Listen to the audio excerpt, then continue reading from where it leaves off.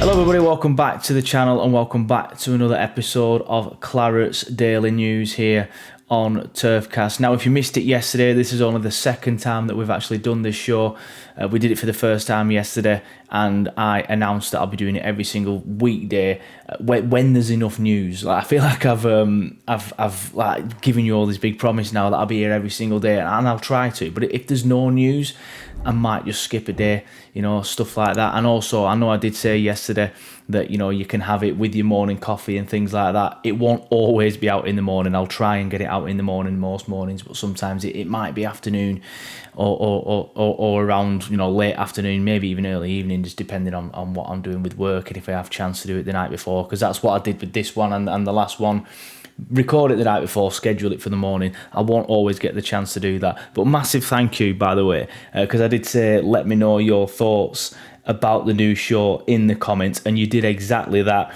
Carl Stuttard said, love it so far. I'll be watching every day. Quality as ever. Thank you, Carl. Appreciate that. Dan the Soundman said, always great to see more Turfcast videos populating on my YouTube feed. You'll know Danny sometimes does some of the fan reactions for me. Top lad, appreciate that, mate. Ewan Connor says, great stuff, Joe. Glad of these updates. Thank you, mate, and glad you enjoy it. Trucker Jenkins said, nice one, more Joe is good, Joe.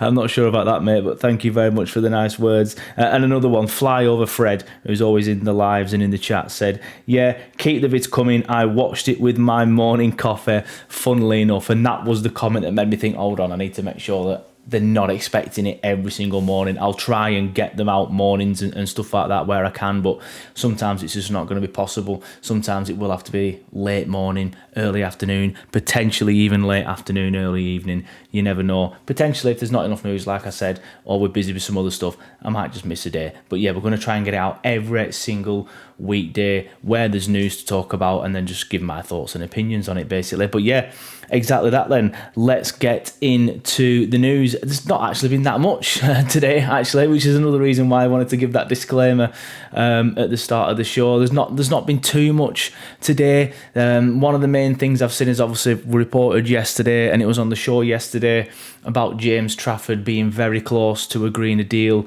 with Newcastle. He had agreed personal terms, according to Alan Nixon, but a deal wasn't in place between the two clubs yet. Obviously, it would have just been agent talk between Trafford's agent and Newcastle, and then they'd have obviously gone to Burnley and said, look, he wants to go, can we sort out a deal for him to go to Newcastle? But according to Andy Jones of The Athletic, who of course was on the Journo talk show just a couple of weeks ago now, love Andy, he's been on the show plenty of times, and I've said it before and I'll say it again, when it comes to stuff like this, it's the local lads that I'll trust more than anybody. So your Andys, your Matts, the lads from BBC Lancashire, and even the local ones that are from BBC Sport. Shamoon Hafez, he's called, from BBC Sport, he's good as well. They're the sort of ones that I will just hang my hat on and say, if Andy says this, or Shamoon says this, or Matt says this, or Andy from BBC Radio Lancashire, a different Andy obviously, says this, then I trust him. And Andy did confirm the interest. He did confirm that Newcastle are interested in him, so it is looking like a deal will get done, but he did say that it isn't close at the minute. So Nixon did make it sound like it was going to be happening, very quickly within the next few days. But Andy is kind of sort of like, not debunked it, he's agreed that it probably is going to happen, but not necessarily as early as a lot of the reports were saying. Which, I mean, in this scenario, I'd just rather just get it done. I think Trafford clearly doesn't want to be here. I think the fans have never really taken to him. And I think a lot of the stuff that he got stick for last year wasn't really his fault. I said it in the video yesterday. I think company managed him horrendously. I said that in a couple of fan reactions during the year. I said, just take him out of the firing line. Like, you need to do it sooner rather than later. And of course, he ended up playing, 24 games and playing far too much.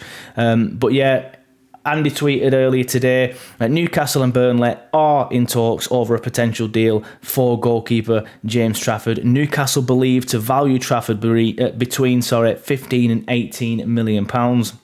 Any potential deal not believed to be advanced at this stage. So he's confirming the interest, but it's not looking like it's going to be happening anytime soon. But like I said, for me, He clearly wants to leave. He doesn't want to be in the Championship. I don't really think he's ever really settled here. I don't think he's ever really taken to the club. I don't think the fans have taken to him. So I just think it is in the best interests of all parties to draw a line in the sand. This experiment with Trafford didn't work. I do feel he's going to go on and have a very good career. He's going to be England's number one at some point in his career, I think, if he realises the potential that I think a lot of people think he can get to. But for now, it is not what we need. And if I could choose one goalkeeper to start for us next year, it would be Muric. I just hope he stays. Now, sticking with James Trafford, there was maybe a bit of controversy on Twitter. Did he take a dig at the Burnley fans? Kind of like a parting shot, if you will. He put a tweet out late on Monday night, and I actually saw it on Monday night because I was obviously editing the video and stuff like that for you guys. The previous video, yesterday's video, would have just been easier for me to say that, wouldn't it? And I didn't think anything of it at the time. I just thought he'd quote tweeted something, because he quote tweeted something with a couple of like hand emojis, changed his profile picture to some words that just says everything in time, and changed his bio to just saying Kazan, which is like I think I read it was like a philosophy, which means, or a mindset, which means like continuous improvement no matter what, just continuously improve, which all seems fine on the face of it. But the thing that he quote tweeted was something from 3 years ago that the Bleacher Report shared, which was a video of some man in the US retiring from bowling. But the quote that this man said was, "Hate me or love me, you watched. That's all you could do." And again, when I saw it on Monday night, didn't think anything of it, probably because I just saw some guy in a video and thought, well, he must know the guy, or he must like bowling or something. But anyway, when I woke up on Tuesday morning, I saw a few fans digging him out and giving him a little bit of grief and stuff like that. And I remember thinking, is this just because he's leaving? Is people reacting to the news badly that he's leaving? But then I looked at it and I realised that maybe that quote tweet can be taken that way. I'm going to keep an open mind on it. I'm not going to sit here and grill him and say he's definitely done that. It does look a bit weird, to be fair, that he's changed all his stuff and then he's shared something with a quote in it like that from 3 years ago. It's not like he's just come across that. He's potentially searched for that, which to me just seems a bit strange. I know he's young and he'll learn from it, but I think the telling factor in this is that the tweet has since been deleted. If you want to go and search for that tweet, you can't actually find it. Like I obviously went to find it for this video. The purpose of this video is to screenshot it, to put it on your screen as you just saw. And it wasn't there, but thankfully I remember some of the accounts that did respond to it, and if you go on there you can end up finding it because they quote tweet it and it kind of stays on there. It just comes up with a bit underneath saying this post has been deleted, and then in about a day or two or whatever, it will just completely fall off the app. But yeah, all a little bit strange, but yeah, it's not worth kicking up a fuss for me. I think it's, what's the word? Childish is probably a bit irresponsible. That's a better word from James to be doing that if that's what he's done. But he's only young. Footballers like doing that, don't they? They like having little digs on social media. It's like, mate, man up. You even if you are a young footballer, you're still a fully grown man. Like, what you're taking it out on social media for? It's like when James Maddison was dropped from England. What did he do? He went on Instagram and deleted the word England from his bio. It's all a little bit pathetic, but whether James meant it or not, I'm not sure. But this time in 6 months, it'll probably be a quiz question. Who did James Trafford play for in the 23-24 season? Because I bet a lot of people will forget his time here. I know I certainly will. Now, another player that looks set to be leaving Turf Moor this summer is Jakob Brun Larsen. I mean, he's already technically gone back to Hoffenheim, I think. His loan might actually be until the 1st of July, but it's by the by. He's probably played his last game for Burnley, right?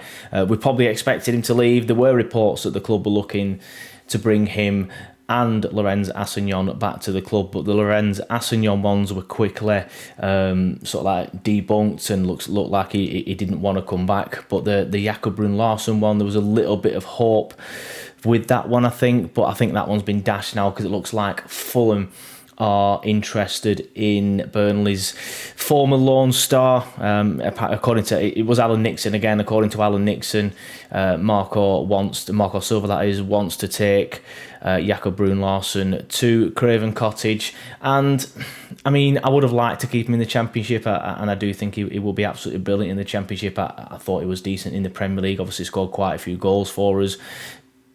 I would have kept him even if we stayed up, if I'm being honest with you. And I think if we had stayed up, he probably would have stayed, because we want him. But it's probably just looking like he doesn't really want to play in the Championship. And not that he doesn't want to play in the Championship, but if you get an offer from the Premier League, you're obviously going to go there, right? You've got ambitions as a footballer, and I'm sure you all do in your careers as well, or did if you're one of the retired lads watching it, or will have aspirations while you're at school. And Jakob's obviously the same. It's a shame, but I expected him. I didn't expect to see him in the Championship next year. So yeah, it is a shame, but it is what it is. Like I said, it was Alan Nixon that reported it. Now the screenshot that's on your screen now is not from Nixon himself, because he has actually blocked me on Twitter. I do use my personal Twitter to view his tweets, if I'm being honest with you. But he just tweeted a link out to his Patreon, which I've refused to pay for, obviously.